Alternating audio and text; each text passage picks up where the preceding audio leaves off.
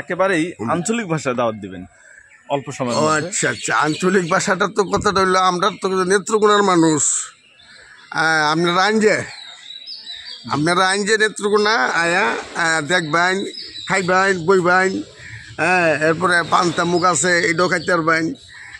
এই হইলো মানে আপনার যে আঞ্চলিক ভাষাটা কি, আমরা আঞ্চলিক ভাষাটার মধ্যে হইল এরে রুই তুই দেখান।